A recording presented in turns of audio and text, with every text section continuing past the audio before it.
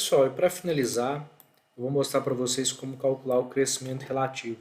O crescimento relativo tem a ver apenas com os sobreviventes, tá? Então a gente vai ignorar os indivíduos ingressantes, ignorar a mortalidade e perceber o tanto que os indivíduos estão aumentando, tá?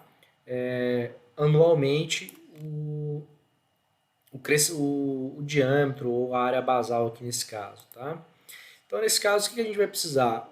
A gente vai precisar do valor final, tá? Então, nós vamos pegar somente os sobreviventes. Eu vou fazer aqui uma soma somente dos sobreviventes, tá? Dá para fazer por tabela dinâmica, mas aqui eu só quero demonstrar a fórmula mesmo. Em vídeos anteriores eu mostro como usar a tabela dinâmica, tá? E aí eu já tenho o valor final, que é o EMAN, o inicial, que é o EMI, e eu preciso agora esse N, tá? Esse Nzinho aqui da fórmula são os anos que passaram, tá? É a fórmula aqui do crescimento relativo, né? O valor final, né, tá? Que é o tamanho das árvores, né? Já aplicado a fórmula da área basal, o somatório de todas as áreas basais das árvores no tempo 2, dividido pelo somatório das áreas basais no tempo 1. Vamos colocar um parênteses aqui, tá? Porque agora a gente vai fazer a raiz quadrada.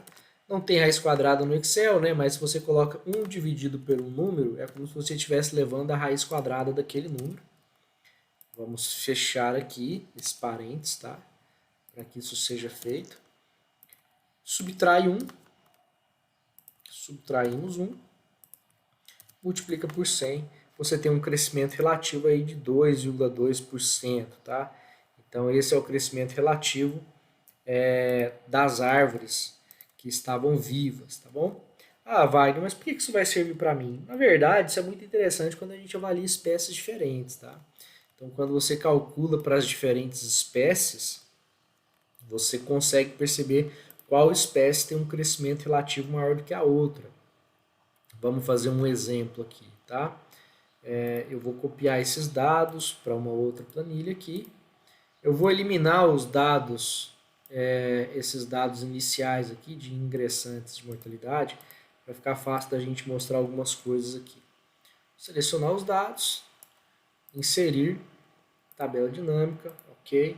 Você pode separar por espécies, ó. Você pode separar por espécies. E aí você tem a área basal no tempo 2, a área basal no tempo 1. Aqui já com a soma de área basal. E com esses valores você poderia calcular o crescimento relativo aqui, tá? Que seria esse dividido. Eu não gosto de trabalhar em tabelas dinâmicas cálculos, tá? Porque ele buga de vez em quando. Então vamos fazer aqui, ó. O tempo 2 dividido pelo tempo 1, tá? Isso aqui elevado a 1 dividido por 17, só porque passaram-se 17 anos, é só um exemplo, tá? Não façam dinâmicas com intervalo de tempo tão grande assim. Vamos fechar os parênteses adequadamente. Menos 1, mais uma vez fechar parênteses adequadamente e multiplicar por 100. E aí você arrasta a fórmula das espécies, tá? E você percebe, por exemplo, que a espécie 6 é uma espécie que tem um crescimento relativo muito maior do que as demais, tá? Então, provavelmente uma boa espécie aí para a gente estar utilizando no manejo e assim por diante. Espécies com baixo crescimento relativo, né, um crescimento muito lento, talvez não sejam as mais indicadas para você fazer alguma ação de manejo nesse momento. Mas, de qualquer forma, o que eu quero mostrar aqui é como fazer o cálculo, como realizar o cálculo. E espero que essas últimas aulas aí tenham sanado algumas dúvidas.